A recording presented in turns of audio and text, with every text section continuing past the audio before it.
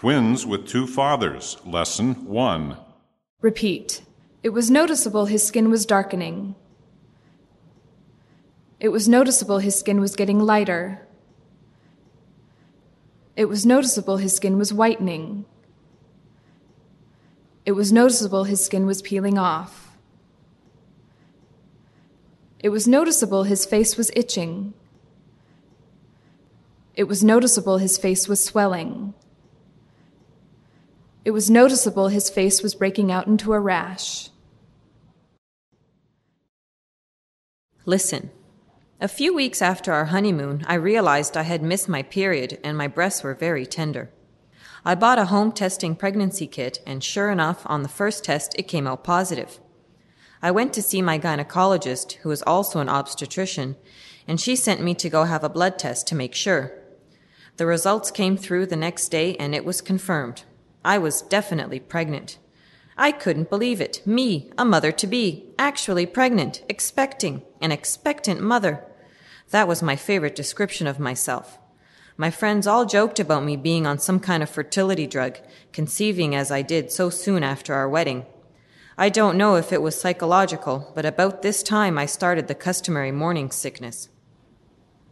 In order to determine exactly how many weeks into my pregnancy I was, my doctor ordered an ultrasound scan. I didn't expect much, as the maximum I could be was 8 weeks. But it was the most indescribable feeling when suddenly the obstetrician flicked a switch and I could hear my 8-week-old baby's racing heartbeat. What a feeling of relief. Although the fetus was only 2.8 centimeters long, it already had a fully beating heart showing that it was healthy and normal. So like every first-time mom, I went along to the prenatal clinic every other week and started doing all the proper breathing exercises like an excited child. And I read book after book on the subject of childbirth, how big the fetus is in the womb at the various stages, the pros and cons of confinement at home, how 15% of pregnancies end in miscarriage, the different birth methods, the different drug options, the dangers of this and that. Some of it wasn't very pleasant reading, I can tell you.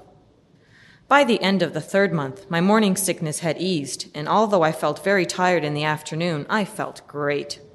I was doing yoga, breathing exercises, and nutrition classes to make sure I ate all the right foods, so I didn't have any problems like anemia or high blood pressure, which can be very dangerous. Around the 5th month, I felt the first kick, and that was a pretty exciting moment, too.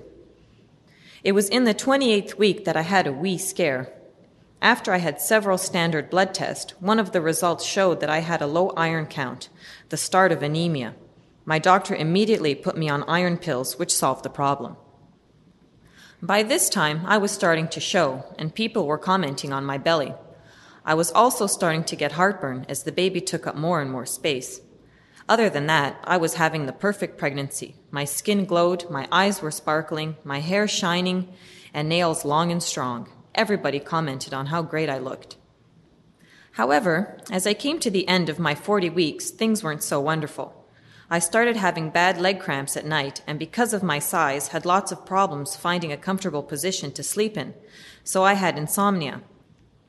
As I lay awake, feeling my baby move around inside me, I imagined my water breaking in public, being in labor for hours and hours, having to be induced or have a cesarean section, needing a forceps or suction delivery, all the usual end of pregnancy fears. As it turned out, everything went perfectly. I started having contractions at home, and like many women, had my water broken by the doctor at the hospital. Although it was very painful, I didn't need an epidural, no drip, in fact, no drugs at all. A completely natural birth. I needed a couple of stitches, but they were given with a local anesthetic, and by that stage, with my newborn baby already at my breast, I was so happy that I didn't even notice. Now I'm home, enjoying the simple joys of motherhood. I've already got into a routine of breastfeeding, but have so much milk that I have to express it in order not to have problems.